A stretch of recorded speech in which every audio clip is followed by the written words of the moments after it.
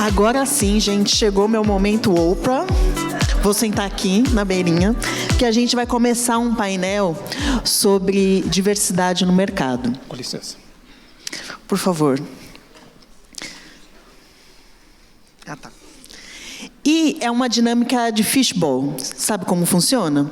Aqui vão sempre ficar as cadeiras livres. Eu vou pedir para sempre deixar uma livre.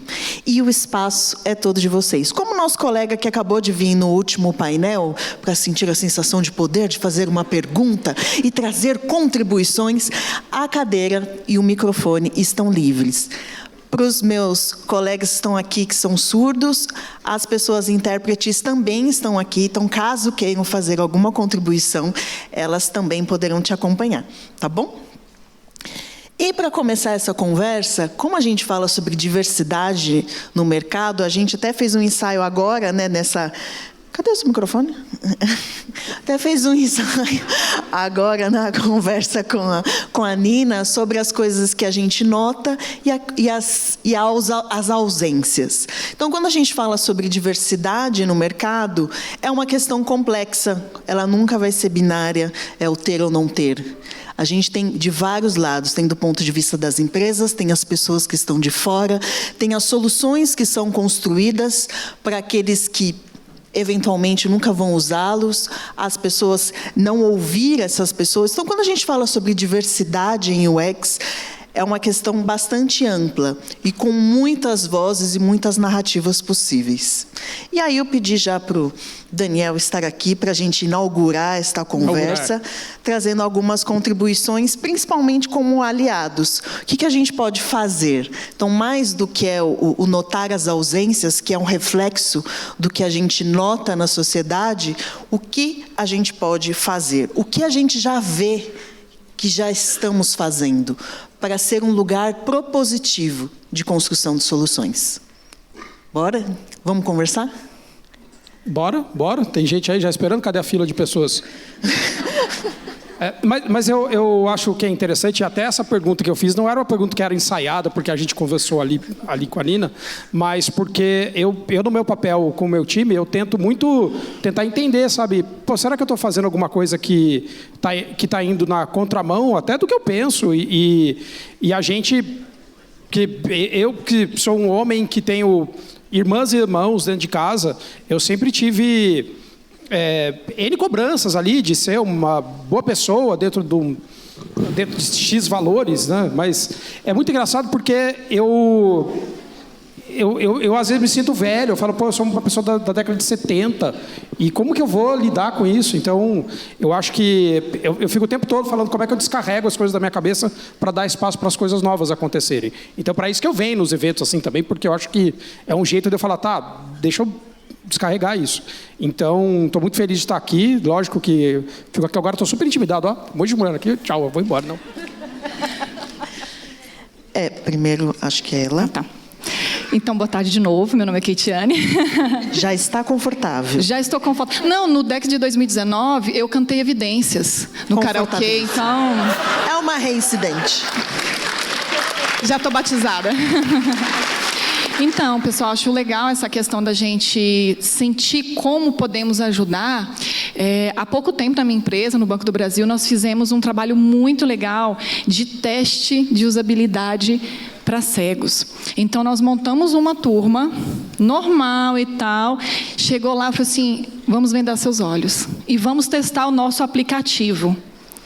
Gente, foi um absurdo, assim, do quanto a gente não percebia que estávamos desenhando errado.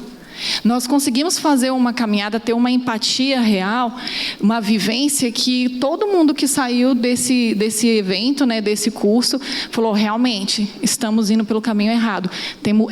Citamos N situações que temos que melhorar. Mas porque a gente conseguiu se colocar no lugar. Por mais que a gente, vamos fazer uma pesquisa, vamos conversar, nós não estávamos nos colocando no lugar. Então, foi um evento assim, que realmente nós fizemos e que foi impactante. Que eu acho que a gente tem que fazer isso. A gente, além de estar com as pessoas, nós temos que tentar vivenciar ali mesmo, dia a dia, para tentar observar um pouquinho o que eles passam realmente. Obrigada.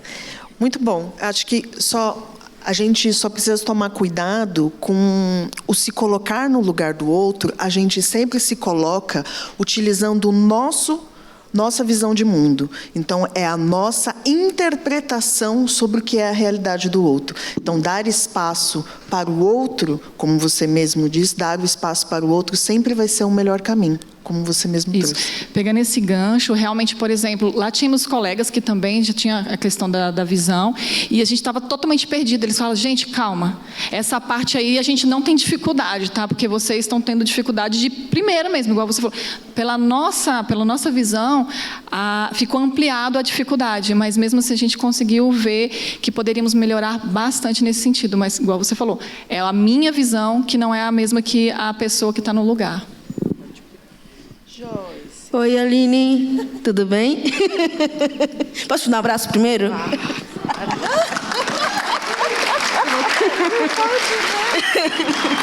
Converse com a comadre.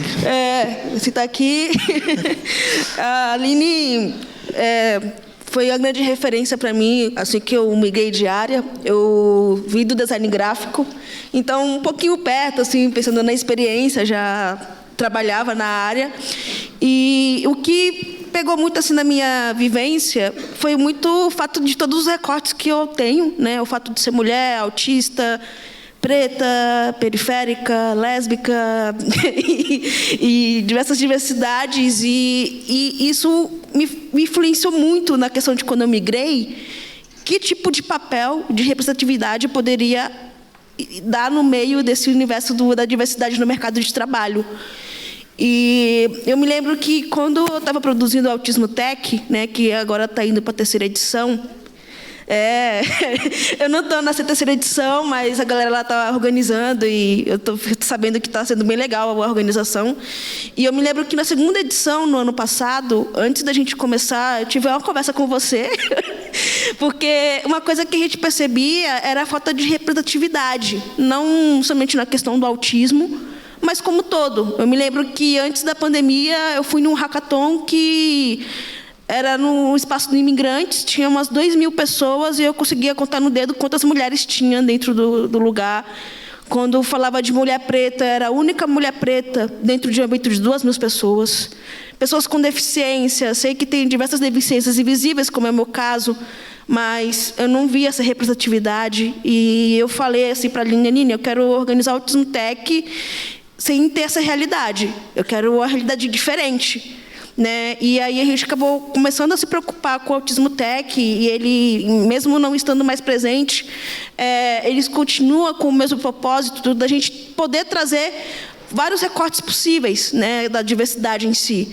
Porque uma coisa que eu aprendi contigo sobre a questão do ciclo da invisibilidade, quanto mais recortes minoritários a pessoa leva em si, como um exemplo, o meu caso, mais tipo fora do ciclo do social ela é vista, né? E isso é uma coisa que eu sempre tenho uma grande preocupação, um grande cuidado, e dessa questão de sempre, quando a gente pensar em diversidade, no meio, no lugar que a gente trabalha. Hoje mesmo eu estou na Google trabalhando diretamente com acessibilidade lá dentro.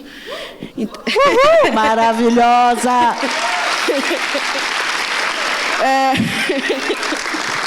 Eu estou muito feliz de estar por lá, assim, tipo, faz um mês mais ou menos que eu estou dentro da Google.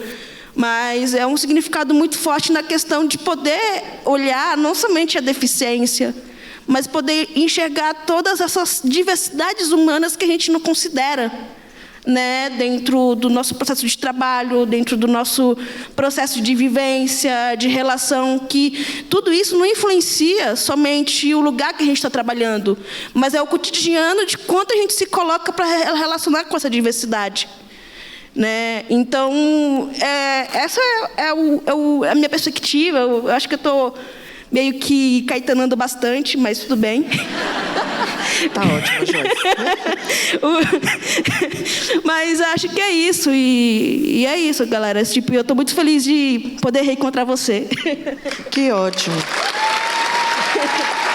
Gente, depois procurem essa mulher para conversar com ela, porque ela já levantou iniciativas maravilhosas sobre autismo. Então, quem tem dúvidas e gostaria de entender melhor sobre essa experiência, sobre os aprendizados que ela teve, por favor, procure a Joyce no espaço de mentoria, que ela vai... Ela também não falou nada, mas aí agora ela vai, tá? Beleza. Por favor.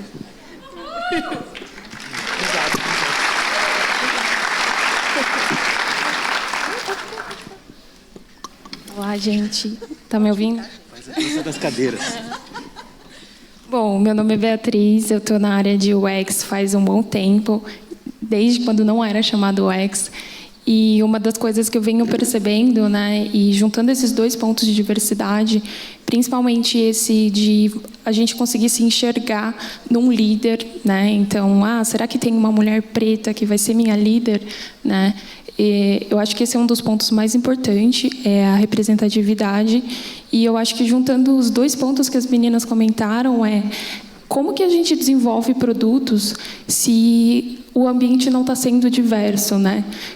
Se o nosso time ele não está sendo inclusivo, se as pessoas que estão ali trabalhando são todas pessoas do mesmo gênero, são todas pessoas com vivências iguais, como que a gente vai pensar em entregar um produto mais inclusivo e mais diverso se o nosso time não é feito dessas pessoas? Então, para mim, acho que esse é o ponto mais importante da diversidade, né? Além de fazer para pessoas diversas, tem que ser pessoas diversas fazendo para outras pessoas diversas. E acho que é isso. Estou nervosa. E o que você tem feito? Bom, desde que comecei, né, eu faço mentorias, principalmente para meninas. Então, tem até uma pessoa que eu encontrei aqui, a gente só fala de LinkedIn. Eu fazia muita postagem no LinkedIn, inclusive. Eu dei uma parada, mas porque eu pensava, cara, quando eu comecei, não tinha nada, não tinha nenhuma mulher, né, incentivando, não tinha nenhuma pessoa parecida comigo. Então, eu quero ser essa pessoa para essas meninas que estão entrando, né? E, enfim, quem quiser me procurar também, eu forneço algumas mentorias, mas também procuro mentores. Então, eu estou desses dois lados. Gravaram o rosto dela, gente? Pode procurar para a mentoria, viu? Acho que é isso. Obrigada. Olá. Primeiro eu queria comentar, né, do trabalho da Joyce, que estava falando de autismo, e dizer que o que abriu a minha mente para trabalhar com UX, o meu primeiro contato real e oficial com UX, lá em 2013, foi num projeto focado na criação de um aplicativo para ajudar os caregivers no tratamento de autismo e eles trabalhar num potencial tratamento para crianças com autismo e tudo mais. E foi muito legal, aprendi demais, mudou a minha cabeça e foi quando eu decidi, quero ser isso quando eu crescer, quero trabalhar com UX para tentar criar coisas bacanas que ajudam as pessoas de alguma forma, né? Então, só para dizer que é muito legal a gente poder fazer coisas desse tipo, né? Mas eu queria falar com relação a essa questão que a Nina trouxe, da parte de ser esse parceiro, de tentar cada vez mais incentivar e dar o poder para as mulheres trabalharem, e eu acho isso fantástico, eu acho isso muito bacana, principalmente porque eu sou pai de menina. E o fato de você ser pai de menina parece que mexe algumas coisas na cabeça de você e na sua cabeça, e você quer o melhor para sua filha, você quer sempre o melhor, e ela é apaixonada por design, ela gosta de fazer movie making, gosta de fazer montagem de filmes, e ela só tem 13 anos, né? E ela adora isso, e a gente está incentivando pra caramba lá em casa. O meu time hoje de designers, a maioria, acho que 70% do meu time é composto por mulheres, e eu digo que são porretas, trabalham pra caramba e entregam uma qualidade excelente. Eu adoro o trabalho delas e como que elas entregam, e eu acho que o que vai nós, enquanto líderes, enquanto profissionais de liderança, olhar ver o que está faltando, olhar para o time e dizer, olha, o que eventualmente está faltando. E quando a gente fala de faltando, eu não estou falando só de conhecimento técnico, eu não estou falando de conhecimento teórico ou de habilidades interpessoais, soft skills. Eu estou falando realmente do que acredita, do que pensa, de cor, credo, raça, a parte de realmente pensar de maneira diferente e poder ajudar mesmo a compor a pluralidade daquilo que a gente constrói. Acho que o design, ele é feito, o design de qualidade, o bom design, ele é feito de pluralidade, né? Você precisa de vários fatores, vários pontos de vista para você, até para você confrontar, né, os vieses que a gente normalmente tem.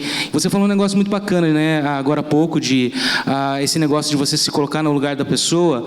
Você sempre corre o risco de colocar a sua lente, né, de sempre olhar da maneira do seu ponto de vista, da maneira com que você enxerga as coisas. E realmente isso é um fato, né? Mas eu queria dizer que existe uma luz no fim do túnel, tá, gente? Existe uma luz no fim do túnel. Tem muita gente que se importa, tem muita gente que quer fazer diferente, tem muito marmanjo, que nem eu, assim, que quer realmente poder ajudar a fazer diferença e participar e dar força para, não só para as mulheres, mas para todas os outros perfis, né? Negros, gordinhos, magrinhos e tudo mais, né? Eu acho que isso é muito importante. Eu acho que queria só dar essa mensagem, né? De que tem gente que está realmente interessado em fazer a diversidade acontecer, e a gente se importa bastante com isso, e eu acho isso fantástico. E sem diversidade, gente, acho que não tem experiência, né? Porque a experiência é feita de pessoas diferentes, coisas diferentes, pontos de vista diferentes, e não tem como ser todo mundo igual, né? Então, só queria compartilhar isso aí com vocês. Obrigada.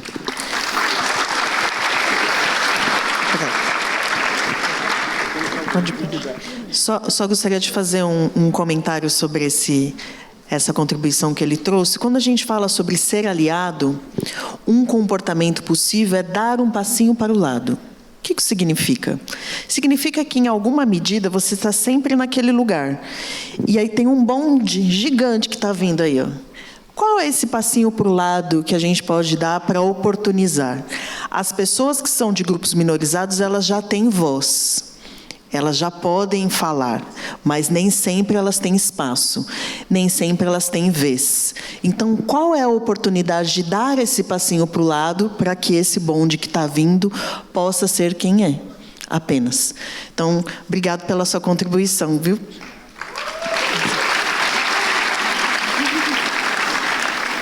Bom, eu acredito muito na educação. Eu acho que a educação, ela molda, assim, para mim, ela moldou minha carreira inteira.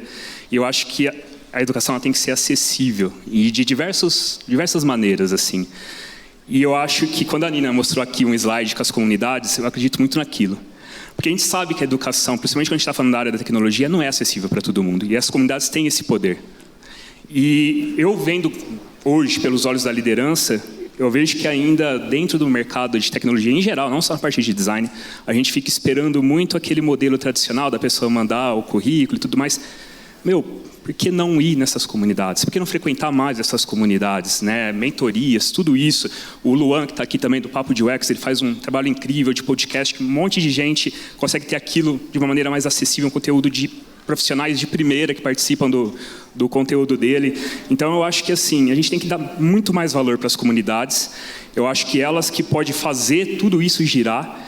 E isso vai ajudar a gente a se desenvolver tanto na educação, mas acho que no mercado em geral a gente consegue trazer mais poder ainda para a nossa força intelectual e olhando tudo como uma diversidade bem explorada dentro desse contexto aí. Obrigado pela sua fala. Quem aqui faz parte de alguma comunidade de UX? Tem mais um tanto de gente que ainda não faz parte. O que está faltando para não participar de comunidade? Vai ter um painel, inclusive, sobre isso amanhã, que vai ser bem legal para a gente entender de que forma que elas podem apoiar e têm apoiado e de que forma têm acessibilizado conhecimento para se desenvolverem da área de UX. Agora Oi, gente, eu sou a Dani. Eu sou UX Writer lá na Real Drogasil, eu trouxe minha caravana para torcer para mim. Eu acho que levar diversidade para o design tem duas frentes ali. A gente tanto levar diversidade para os nossos times, e eu acho que para isso a gente tem que ser às vezes até rígido, né? No sentido de que a gente precisa criar vagas afirmativas. A gente precisa dar treinamento para pessoas trans conseguirem também ter acesso à educação. A gente tem que pensar muito nos contextos sociais de onde as pessoas vêm. Por que essas pessoas não estão? Por que aqui a gente tem um auditório cheio de pessoas brancas, cheio de pessoas de classe média? Tenho certeza que aqui a gente deve ter pouquíssimas ou quase nenhuma pessoa trans. Então, por que essas pessoas não estão chegando nos mesmos espaços que a gente? Então, a gente tem que olhar, às vezes, dar um passo para trás. Como que a gente faz essa mudança acontecer na sociedade, não só na nossa empresa, né? E eu acho que, além disso, a gente também criar esses espaços dentro de onde a gente trabalha. Tenho muito orgulho de dizer que trabalho num lugar que me acolhe como mãe solo, como mulher bissexual. A gente tem uma guilda de diversidade para a gente olhar não só para o que acontece lá dentro como empresa, mas para como que a gente está criando um produto diverso. Porque a diversidade não é só a gente trazer, óbvio que isso é uma parte muito grande, né? A gente trazer pessoas que são PCD, que são pessoas autistas ou pessoas não brancas, né?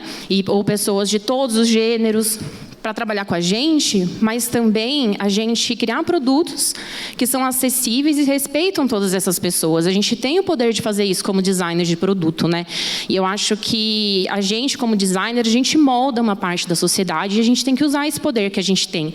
Subir aqui, fazer uma pergunta, falar, é um poder muito legal, mas como que a gente está lá no dia a dia realmente fazendo a mudança? E eu acho que isso vem de uma reflexão individual ali que a gente leva para o coletivo. Então, a gente cria esses grupos de afinidade, né, que tomam força e têm voz. Se você quer saber como você pode ser uma pessoa aliada desses grupos, cria um grupo de diversidade na sua empresa e chama as pessoas héteros para participar. Por que o nosso grupo de diversidade só tem pessoas LGBTQIA+, só tem pessoas pretas? Por que só as comunidades que a gente chama, né, de comunidades mal representadas, né?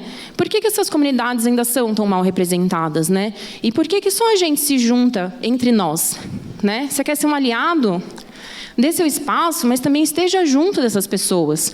Chame pessoas que são deficientes, que têm deficiência visual, que têm deficiência auditiva para usar os seus produtos. A gente fez isso e foi uma experiência, assim, né? Os meninos até que participaram dos testes, né? Estão aqui e, assim, foi uma experiência realmente. A gente não sabe como é que é, né? A gente precisa ouvir as pessoas, dar espaço para elas, os nossos clientes e os nossos colegas também, trazer essas pessoas para serem nossos colegas. É isso. Obrigada.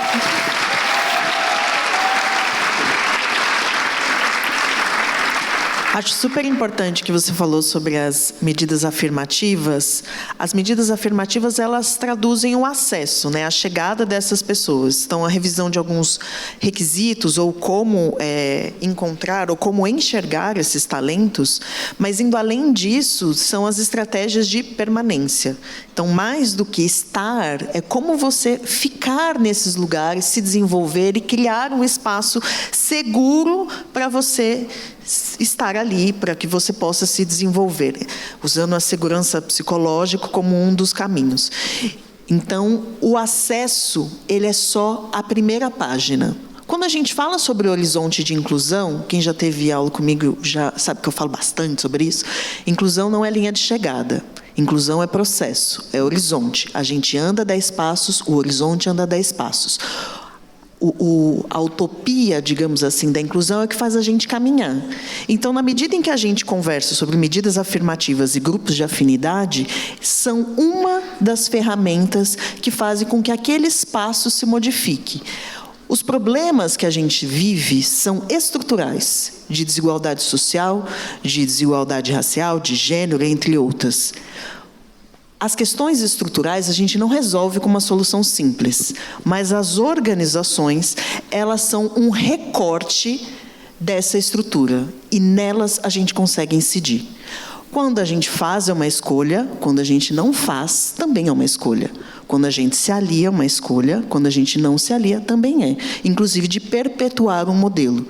Estamos aqui vivendo um apagão tecnológico E na medida em que as pessoas também vão entrando no universo da tecnologia, elas estão produzindo soluções que vão agravar a desigualdade social. Esse é o horizonte que estamos. A gente está ampliando o volume de pessoas trabalhando em tecnologia para produzir soluções que vai manter outras pessoas de fora. Quando a gente fala sobre qual é o papel do designer de experiência, é justamente como criar essas soluções que vão encurtar essas distâncias.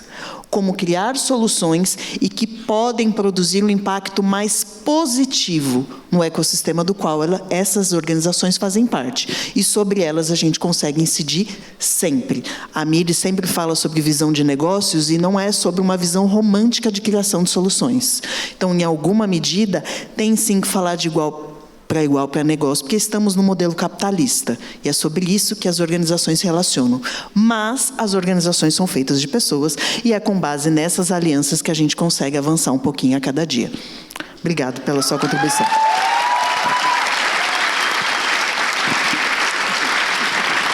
Vou falar o quê, né? Depois da... Temos que falar agora. Não, mas eu acho que... complementando, acho que tudo isso que a gente traz, e que eu adorei o que você falou de que são ferramentas que a gente vai usando, eu acho que tem uma coisa que, para além de ferramenta que a gente consegue usar, além dessa intencionalidade que é fundamental, a gente sair do subconsciente, do que a gente sabe que é certo e começar a fazer mesmo, eu acho que tem uma coisa que a gente precisa muito fazer em tecnologia, que me irrita profundamente, inclusive, que é parar, caceta. A gente precisa parar um pouquinho e precisa pensar, sabe, nas coisas antes de fazer. Eu acho que a tecnologia tem um lance de ter um ritmo frenético, de todo mundo tem muito boa intenção, mas aí a roda e você não consegue nem refletir do que é que você está fazendo, e quando você vê, você está fazendo um monte de besteira e não está incluindo as pessoas. Alguém já sentiu isso? Nossa... Achei que era só você. Sim. Será? Pois é, então eu acho que a gente precisa dar essa parada, sabe? Até no nosso dia, assim, intencionalmente. 5 minutos, cara. Para 5 minutos, olha ao seu redor, pensa no que é que você está fazendo, reflete em como o seu trabalho está impactando as pessoas, em quais são as pessoas que não estão sendo impactadas pelo seu trabalho. Porque a partir daí, desses 5 minutos de reflexão que vocês vão começar a fazer no dia, eu acho que a gente já começa a... Com sorte, né? Com sorte. A gente já começa a tirar essa síndrome de protagonismo das coisas, de achar que o mundo está sendo construído para a gente, entender que o mundo não é da gente, principalmente quando a gente está falando do ambiente de tecnologia, que é um ambiente branco, que é um ambiente heterossexual, que é um ambiente masculino. A gente não está dando espaço para a minoria quando a gente está falando de inclusão. A gente está reconhecendo o protagonismo das pessoas e entendendo que o mundo não é, veja só, para mim, não é para você individualmente. O mundo é para as pessoas, né? Então, eu acho que a gente precisa dar essa parada, assim, essa freada, olhar ao redor e dar uma respirada para refletir do que a gente está fazendo, primeiro, antes de tudo. E aí eu acho que aí ajuda, sabe? E falar muito sobre essas coisas o tempo todo, encher o saco, não deixar passar. Tem projeto rápido, beleza, mas não vai matar, atrasar 3 dias para recrutar umas pessoas melhores, não, né? Fazer uma amostra mais diversa. Não vai, nenhum produto vai deixar de ser feito por causa disso. Então, acho que é isso. Viu só, gente? Boa, Raquel. Não tem ninguém que é motorista de ambulância, então ninguém vai morrer não, viu? Diga, Elias. Tá mais perto. Quem mais, gente? Ó, ainda tem 14 minutos, ainda dá para vir mais gente. Tempo. Vem gente. Eu acho, o Edu começou aqui falando sobre o evento de pessoas, né? E aí você falou logo em seguida aqui, que é como que a gente pode ser parte dessa solução. E aí uma das coisas que é super interessante, né, que a gente começar a refletir sobre os nossos processos de design. E aí o pessoal, principalmente onde eu trabalho, desculpa, gente, eu sou Elias Fernandes, meu sinal é esse aqui, tá? Moreno de óculos, sem óculos pendurado aqui na cabeça, tá? Na camisa, desculpa. Estou muito nervoso, eu fico nervoso do lado da Aline.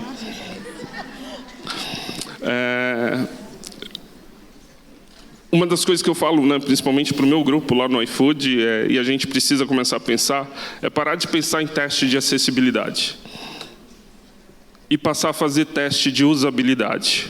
Muita gente arregalou o olho, né?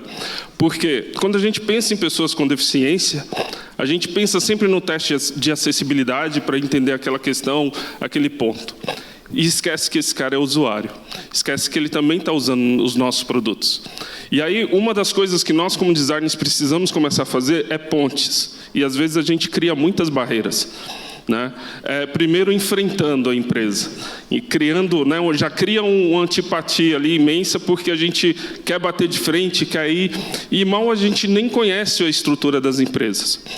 E uma das primeiras coisas que eu faço e que eu recomendo às pessoas é: vai lá no seu RH, entende como que é o processo de contratação, começa a se colocar à disposição para que a empresa possa começar a entender que a contratação de pessoas com deficiência, né? E aí eu sei que aqui é diversidade, mas eu vou sempre levantar a bandeira da qual eu sempre trabalhei, né?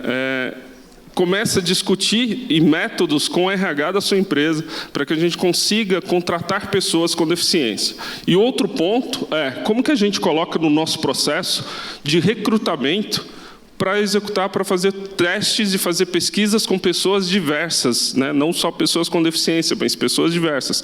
Porque a gente está falando de um universo de pessoas idosas, pessoas iletradas dentro do país. E aí vai para um outro ponto. Quantos de nós, que somos designers mesmo, estamos recrutando e colocando pessoas diversas no nosso recrutamento? Né? Conversando com várias pessoas e orientando e mentorando algumas pessoas sobre acessibilidade, eu tenho percebido que, na hora de recrutar, a gente utiliza sempre o critério de o que vier primeiro. Né? E os que vêm primeiro são pessoas sempre semelhantes a nós. Né? Aí vai homens brancos, né, naquela padrãozinho sempre das pessoas. E o que a gente está fazendo com isso? A gente está aqui falando até de diversidade. E aí eu trago essa reflexão para que a gente possa pensar na solução, que é: vamos incluir de verdade, vamos entrar em contato. Existem empresas, existem ONGs. Se vocês não conhecem a ONG Remo, por exemplo, na USP, de pessoas com tetraplegia que remam, a gente está fazendo um trabalho lá, conhecendo eles. Existem várias ONGs onde a gente pode se aproximar e conhecer, né? Ter contato, porque eu vim de uma época de geração de acessibilidade, onde a gente tinha contato, convivia com as pessoas e tirava vários mitos. Né? E uma das coisas que a gente fez, que eu fiz também como solução, onde há burburinho de pessoas falando sobre algum tema, sobre diversidade, principalmente com pessoas de deficiência, é trazer a pessoa para vir falar. Trazer ela para a pessoa viver junto, fazer teste, fazer pesquisa. Né? Então, uma das coisas que a gente tem que começar a pensar em solução realmente eficaz é trazer as pessoas, estar perto delas, presente no dia a dia. Ouvi-las, não só fazer teste com. Isso. Tudo isso. É que eu estou nervoso. Tudo bem. Obrigada.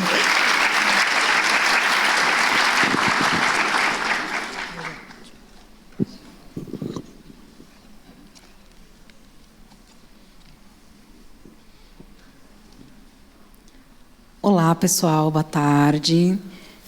Eu me chamo João Pedro. Eu uso a sigla JP.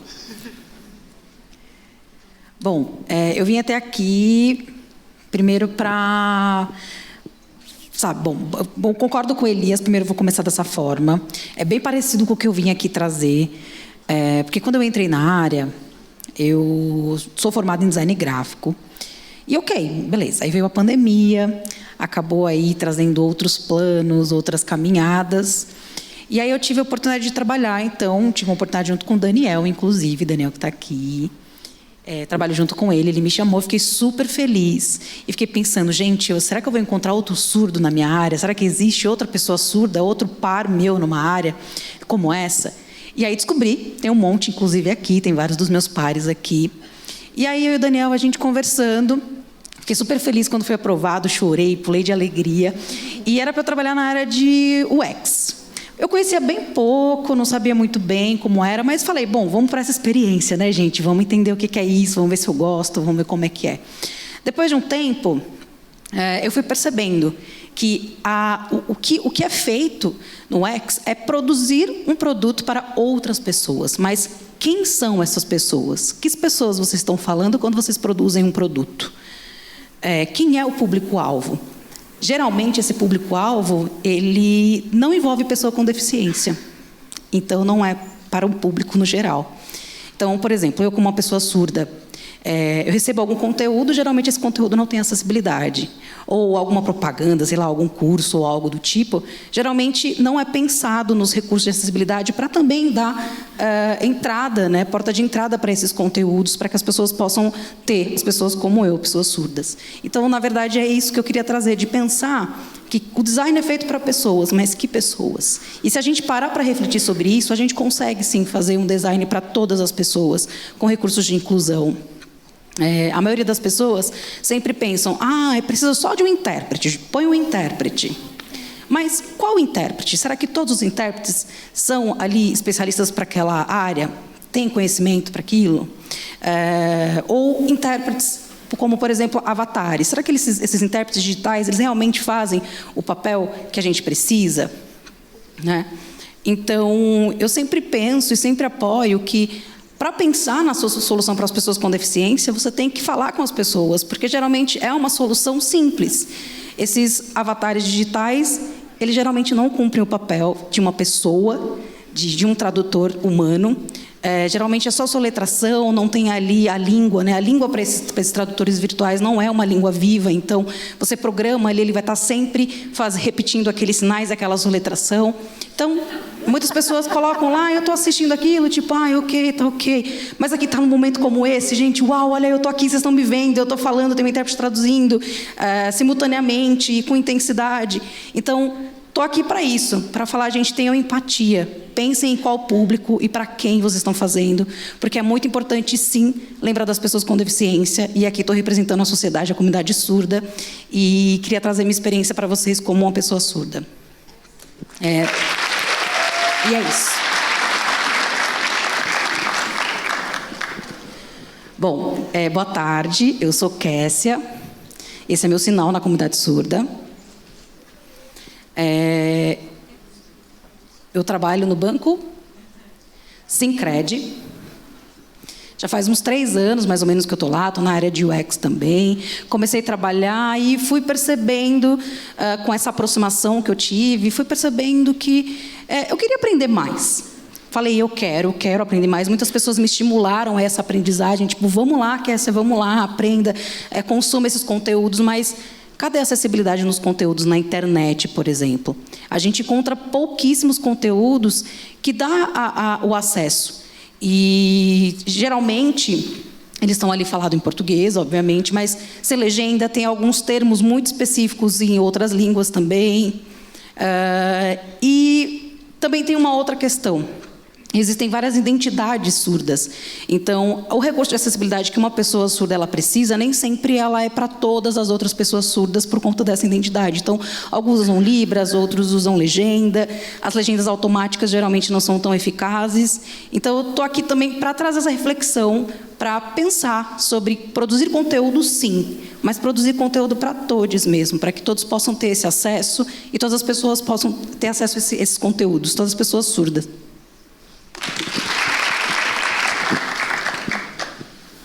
Olá, boa tarde. Eu sou a Malu, esse é meu sinal da comunidade surda. Eu sou uma mulher morena. Acho que morena branca, não sei. Não sei, branca, morena, enfim. Eu tenho cabelo preto. Gente, desculpa, não sei. Tenho cabelo preto liso. Eu uso óculos com haste dourada. Eu acho que eu estou com dourado. Dourado. Tenho piercing no septo. Estou usando um blazer cinza. Estou com uma blusa marrom e uma calça preta. E estou com um relógio. Bom, eu também sou uma pessoa surda, olha só. Me comunico com Libras. Estou aqui no palco falando em Libras. Eu trabalho na área de Design Ops. Esse é meu foco. E lá eu trabalho com acessibilidade. E a minha preocupação é sempre estar ali observando se a acessibilidade está sendo realmente integrada nos produtos que são produzidos ali. 100% perfeito, não dá para ter. Mas, para falar a verdade, Aline, eu estou muito preocupada, vou falar a verdade. Eu estou muito preocupada. Por que eu estou preocupada? Porque é legal a área de acessibilidade, mas ainda existem muitas barreiras. principalmente, digo, em cargos de liderança. Geralmente, quando se traz uma pessoa surda, uma pessoa autista, como a maravilhosa da Joyce, que esteve aqui com a gente agora, legal, mais pessoas com deficiência, vamos trocar, vamos conversar sobre. Mas eu percebo que, na estrutura da empresa, essas pessoas não estão em cargos de liderança. Quando a gente olha para as lideranças, a gente vê homens brancos, cis, héteros. E pessoas com deficiência não tem. Não tem. E a maioria, sim, é ouvinte, tá, gente? Só para deixar claro. Então, a gente precisa pensar sobre isso. Em pessoas com deficiência que estão no mercado há muitos anos e que têm, sim, a capacidade de estar como liderança e que a gente tem que levar essas pessoas para essa liderança, contratar elas para esse lugar. Pessoas com deficiência, surdas, ou com outras deficiências visíveis ou não visíveis. Então, a minha preocupação de hoje é isso. Isso até hoje não mudou. Eu estou há muito tempo nessa área e parece que a diversidade das pessoas dissidentes, elas têm, a gente está vendo isso acontecer, a gente tem muita diversidade dentro da área, as pessoas dissidentes estão aí, mas que cargo elas ocupam? Onde elas estão? Né? Deem uma olhada nisso, onde as pessoas dissidentes na sua empresa, que cargo elas estão? Eu entendo que a gente está numa profissão relativamente nova, não tão nova assim, mas eu gosto sempre de pensar numa frase que é uma provocativa. E a frase sempre diz o seguinte: para você entender o outro, você tem que trocar com o outro, não é só se colocar no lugar do outro. O seu sapato não é o mesmo número do sapato do outro. Provavelmente o seu pé vai se sentir incomodado. Você vai estar ali usando o sapato do outro, mas ele não é para você. Então, não é só uma questão de se colocar no lugar do outro, mas é entender o que o outro precisa a partir da perspectiva dele, assim como os sapatos. Só trocar os sapatos não vai ser útil para você, o sapato da outra pessoa, talvez, por ser de tamanho diferentes. Então, vamos pensar sobre isso. Achei interessante a fala aqui de uma das pessoas que participou sobre vendar as pessoas para ter a experiência, mas elas vão ter a experiência a partir da perspectiva delas, porque elas não são pessoas cegas. Então, elas não sabem o que uma pessoa cega passa todos os dias, nem o que uma pessoa surda, se não estiver ouvindo, passa todos os dias na sociedade. Ela vai saber o que é navegar vendada, não o que é uma pessoa cega navegando. Uma pessoa cega navegando é outra coisa, é outra experiência, não é mesmo? Obrigada, viu, gente, pela contribuição de vocês. Temos 15 segundos de painel, então estamos bem no final. Quero deixar, então, fiquei colocando de todo mundo, né, no canto da mentoria, mas eu posso conversar com vocês sobre isso também, tá? Vamos, gente. Posso conversar sobre diversidade, processos de equidade, permanência, tudo isso que, principalmente agora o que a Malu trouxe, fala sobre permanência e desenvolvimento. Quais são os conhecimentos, quais são as habilidades que são efetivamente reconhecidas para essas posições de poder e de liderança?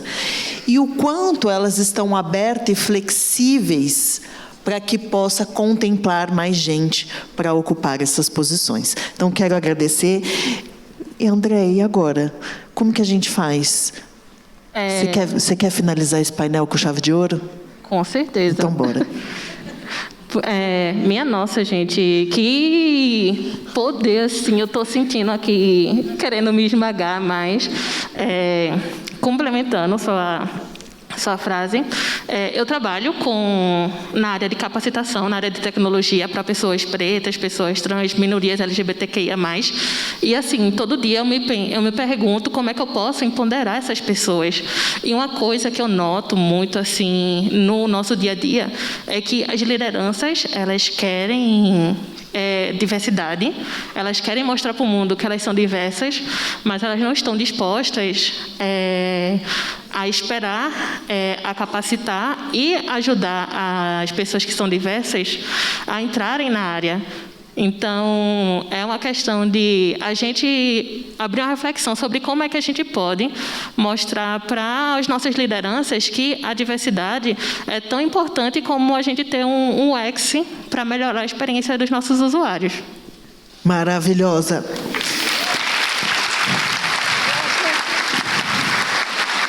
Obrigada, Andréia. Agora a gente vai encerrar para tomar um cafezinho. Agora é hora do coffee break. É agora, gente. Hora de brilhar na conexão, hein? Agora é agora que a gente vai lá na mesa da mentoria para falar com todo mundo aqui que veio aqui em cima. Combinado?